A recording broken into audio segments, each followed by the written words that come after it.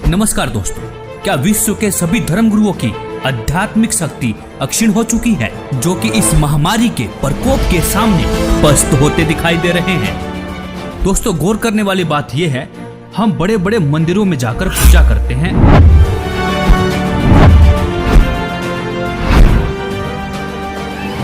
मस्जिदों में जाते हैं, तीर्थ व्रत उपवास करते हैं, धर्म गुरुओं से दीक्षा लेकर भक्ति भी करते हैं। आखिर किस लिए? अपनी रक्षा के लिए ना।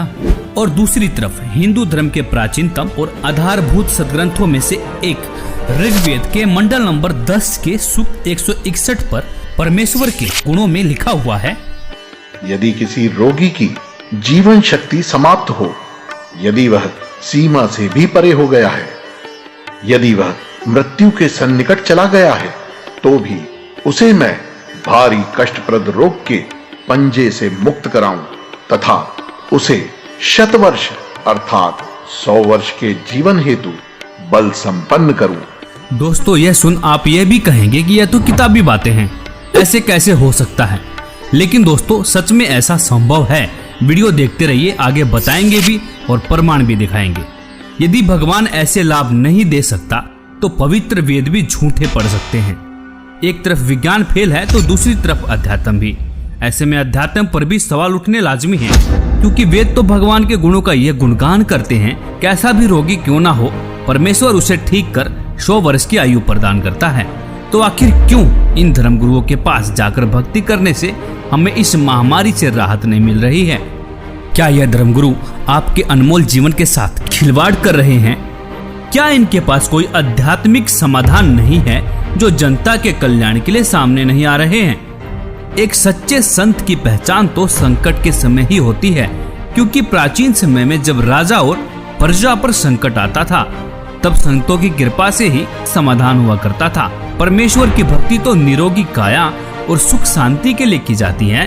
और इसी संदर्भ में कबीर परमेश्वर जी ने भी कहा है कि संत शरण में आने से आई टले भला, जय भाग्य में मृत्यु हो तो कांटे में टल जा। मतलब यदि मृत्यु भी होनी हो, कांटे जैसे दुख में मृत्यु टल जाएगी। दोस्तों, ऋग्वेद से साबित हुआ कि परमेश्वर की शक्ति के सामने विज्ञान शून्य है, क्योंकि जिस परमेश्वर ने मानव को बना चलाया, क्या उसे स्वस्थ करने में समय लगेगा? नहीं ना। दोस्तों, ऐसे में इस बात को भी दरकिनार नहीं करना चाहिए कि इस संकट की घड़ी में हमारे आध्यात्मिक धर्मगुरु क्या रोल अदा कर रहे हैं। कोई भी धर्मगुरु सामने आकर यह विश्वास नहीं दिला पा रहे हैं कि मानव जाति पर मंडरा रहे महासंकट से किस प्रकार से बचा सकते हैं। और दूसरी तरफ एक संत के शिष्य माननीय प्रधानमंत्री जी को लाखों पत्र लिखते हैं, लाखों ईमेल करते हैं। माननीय प्रधानमंत्री महोदय, भारत सरकार, मान्यवर, आप जी से हम संत रामपाल जी महाराज जी के लाखों अनुयायी आप जी के द्वारा मांगे गए सुझाव का सम्मान करते हैं।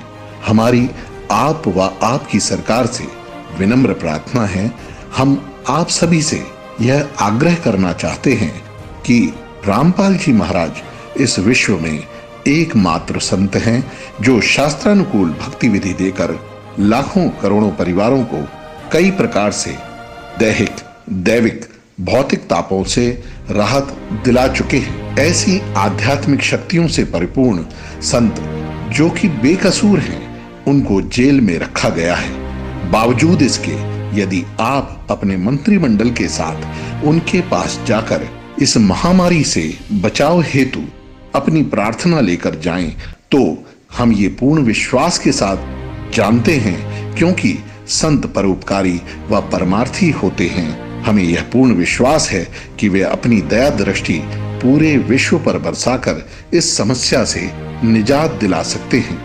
आशा है इस एकमात्र बचाव के तरीके पर आप जी अमल अवश्य करेंगे। सत साहिब। और ट्विटर पर भी ट्रेंड करके पूरी दुनिया को विश्वास दिला रहे हैं कि सिर्फ और सिर्फ एकमात्र संत हैं जो मानव जाति को महासंकट से निजात दिला सकते हैं। वो संत कोई और नहीं, संत रामपाल जी महाराज हैं। यह सुन इस वीडियो को स्किप मत करना, जरा रुकिए, आपको विश्वास दिलाने के लिए कुछ जीते जागते प्रमाण पेश कर रहा हूँ, जिन्होंने संत रामपाल जी द्वारा बताई गई शास्त्र अनुकूल भक्ति की और परमेश्वर ने उनकी मृत्यु को भी टाल दिया। दोस्तों आज तक सिर्फ हमने सुना ही था कि परमेश्वर अंधे को आंख, कोढ़ी को काया, निर्धन को माया और बाज को पुत्र देता है, लेकिन यह अनसुना सत्य वर्तमान में सत्य साबित हो रहा है। दोस्तों ऐसे ऐसे एक नहीं, दो नहीं, हजारों प्रमाण ऐसे हैं जो संत रामपाल जी के अनुयायियों के जीवन में आप देख सकते हैं। मुर्दा बच्चा जीवित हुआ।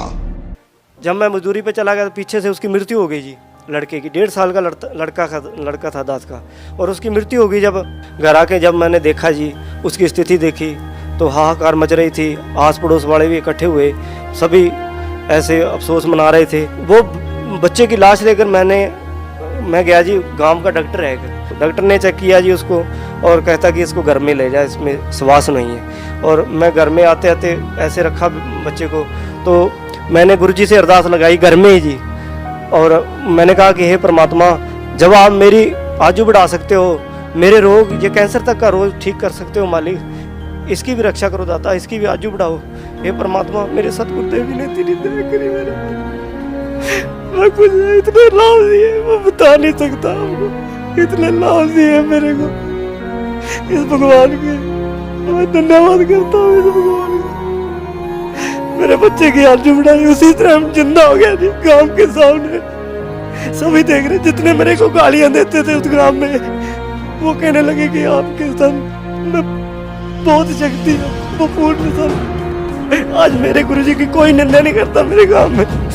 मेरे को इतने लाभ हुए जी, मेरे कैंसर का रोग ठीक किया, मेरी आजू बढ़ाई मेरे परमात्मा ने। और घर में ऐसा होता था जी, हमारे खाने को आटा नहीं होता था और हम मांग मांग के खाते थे, काम भी करते थे, फिर भी बीमारी के कारण हमको मांग के खाना पड़ता था।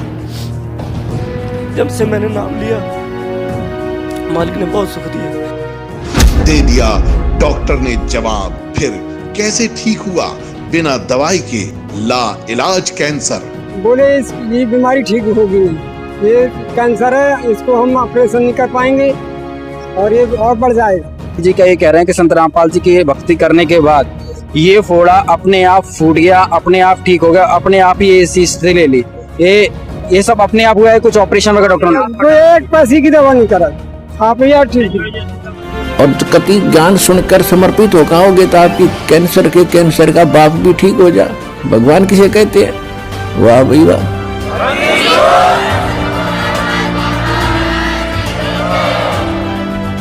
मुर्दा हुआ जिंदा। पत्नी के भाई थे, उन्होंने बताया कि आपको तो डेड बॉडी हो गई थी। जिस समय डेड बॉडी, उस समय पूरे हॉस्पिटल में मतलब ये विषय का रहा कि वो ख़त्म हो चुका, और हर जगह मतलब ये बता दिया गया कुलवंत दास जी मृत घोषित हो गया। मेरे घर में भी आना जाना, रोना धोना हो गया था। ठीक 1 घंटे बाद जब मुझे पूरी तरह होश आया तो फिर मैंने अपनी राम कथा सुनाई कि मुझे उस वक्त ऐसा महसूस किया कि हकीकत में ये हुआ कि 3 दूत आए और मेरे प्राण लेकर सबसे पहले मुझे गणेश जी, ब्रह्मा जी, विष्णु जी, शिव जी तथा माँ दुर्गा देवी के लोकों से पार लेते हुए काफ़ी दूर ले गए। आखिर में मैं जाता हूँ, आखिर जब मंजिल पे पहुँचता हूँ, ऐसा मुझे महसूस हुआ ये सतलोक, मिनी सतलोक ही है। तो वहाँ गुरु रामपाल जी महाराज जी एक सामने खड़े थे। मैंने जब देखा तो उन्होंने मुझसे कहा, बेटा की भक्ति अधूरी है, तो आपको मैं एक मौका और भक्ति का देता हूँ, आप अपना जीवन सफल हो जाएगा। उसी वक्त गुरु संत रामपाल जी महाराज जी ने कबीर का रूप दिखाया। उसके बाद मुझे वहाँ से तीनों यमदूतों ने वहाँ से एक धक्का दिया, और धक्का देने के बाद मैं जब यहाँ से आंखें खुली तो मैं एकदम अपने आप को देखा, मैं पसीनों पसीन से तर हो गया। तो मेरे पूरे पीठ पे नीले निशान पड़े थे। दुर्घटना में मौत, जीवित किया। बड़ा लड़का था मनोज नाम का, उसका मेरा बल्लमगढ़ में आके एक्सीडेंट हुआ शाम को 7 बजे। जब भी लड़के को ऐसे लिटा दिए, मेरे सर पे से चादर उतार दिए, सोल उतार कर उसको ढक दिए और अंगूठे दोनों बांध दिए लड़के के, जैसे संसारे में बांधते हैं। बांधने के बाद फिर मैं संत रामपाल जी महाराज से प्रार्थना लगाई, हे मालिक, मैं जय गुरुदेव की भक्ति से गई थी, पति को खो के गई थी मैं, पति खत्म हो गए थे, उसके बाद में आपकी भक्ति ली थी, ये होने वाला था, तो आप इसकी शादी क्यों की? फिर बहू ने फ़ोन मिलाया कि आप कहाँ पे हो? मैं बोली हम ठीक हैं, हम कहाँ पे नहीं हैं, तू घबराए मत। तो बहू बोली नहीं, कुछ ना कुछ बात हो गई है, मेरे को क्यों छुपा रहे हो मेरे से, मेरे वीडियो कॉलिंग पे बात करवाओ। जब मैं गुरुजी को प्रार्थना लगाई झोली पसार के कि मालिक ये क्या होने होता, गुरुजी वहीं पे प्रकट हो गए। संत रामपाल जी महाराज प्रकट होके और लड़के को सोते हुए को आशीर्वाद दे के उठाए। फिर उसके बाद मेरे को आशीर्वाद दिया गुरुजियों ने। फिर उसकी सास आई हॉस्टल के अंदर, बोली अपने गुरु को नहीं छोड़ेगी। मैं बोली मैं नहीं छोड़ूंगी गुरु को, मैं सबको छोड़ दूंगी, गुरु को नहीं छोड़ूंगी। गुरु के पीछे तो संत रामपाल जी महाराज के पीछे तो आज ये बेटा जिंदा है, नहीं तो मेरे बेटे को रात को ही मैं खो देती, आज मट्टी लग जाती। डॉक्टरों ने जैसे देख लिया तो भाई बिल्कुल जीरो रिपोर्ट, नब्ज नाड़ी कुछ भी नहीं है। उसके बाद में सुमरन जैसे संत रामपाल जी महाराज से अर्जी लगवाई तो इनको होश आया, तो डॉक्टर भी एकदम से अचंभित रह गए। अब ये क्या चमत्कार है, एक तो रिपोर्ट 0-0 बता रही है और एक इनको आधे घंटे में ही होश आ गया। ये तो बहुत बड़ा चमत्कार है। तो चमत्कार को देख के सारे डॉक्टर सारे अचंभित रह गए कि ये तो कोई बहुत बड़ा चमत्कार है। तो ये संत रामपाल जी महाराज का चमत्कार है, जो कि हम सतभक्ति करते हैं। और इन्होंने जीवन दान दिया, एक मौत के मुंह में से निकाला इनको, रुपेश दास जी को। क्या नाम है बहन जी आपका?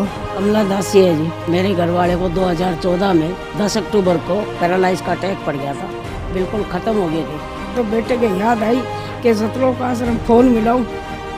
जब फ़ोन मिला तो किसी भगत ने फ़ोन उठाया वहाँ से, उन्होंने कहा बेटे ने, मेरे ने रोते रोते बड़े बेटे ने, ये भगत जी बात करा दो परमात्मा से, मेरे पापा ख़त्म हो चुके हैं पैरालाइज का अटैक पड़ के। तो भगत जी परमात्मा से बात कराई, परमात्मा ने कहा बेटे बंदी छोड़, दया करेंगे, दंडवत करके अमृत जल और प्रसाद दे दे। तो भगत जी मालिक ने इतनी दया करी, संत रामपाल महाराज जी ने, इतने बेटे का फ़ोन भी नहीं कटा। इतने तो मेरे घर वाले ने यूँ कह दिया बेटे मैं बाथरूम करने जाऊँगा। बाथरूम करके भगत जी गली में टहल के आया, गली से टहल के घूम घाम के फिर घर में आया। परमात्मा ने इतनी दया करी, हमारे पूरे घर में रोआराहट मच गया था, ख़त्म हो चुके थे, बिल्कुल एक मिट्टी पड़ी थी घर में। इतनी दया करी मालिक ने, मैं आपसे बता नहीं सकते, हमारा सारा कुनबा रोआराहट मच गया था घर में। उसके बाद भगत जी सुबह गए सतलोक आश्रम, तो परमात्मा दर्शन देने आते हैं, सर पे हाथ रख के कहते हैं कौन मरा है, अभी नहीं मरा है, भक्ति कर बेटे दब के। उसके बाद सर जी आपको क्या बताऊं, इतनी दूर बेटा खड़ा था, उससे कहा भक्ति कर बेटे, कौन मरा तेरा बाप। जो 3 हार्ट अटैक हो चुके थे, उससे पहले तो डॉक्टरों ने ये कहता था इतने जिएंगे, इतने ये दवाइयाँ खाते रहेंगे। आज 7 साल होने को है भगत जी, सारी दवाइयाँ छुट्टी हुई उनकी, 4 बार पैरालाइज हो लिया, 3 हार्ट अटैक, 7 अटैक कम नहीं होते भगत जी। आपको क्या क्या लाभ बताऊं, मालिक ने इतनी दया कर रहे हैं, संत रामपाल महाराज जी ने पूरा जीवन दान दे रखा है। उदाहरण के लिए अनुयायियों के अनुभव के वीडियो लिंक डिस्क्रिप्शन में देख भी सकते हैं। आप भी दुखों से छुटकारा पाना चाहते हैं तो आज ही बुक करें निःशुल्क पुस्तक ज्ञान गंगा। ज्ञान गंगा पुस्तक निःशुल्क मंगवाने के लिए अपना पूरा पता पिन कोड के साथ हमें लिखकर भेजें। हमारा व्हाट्सएप नंबर है 9992600893।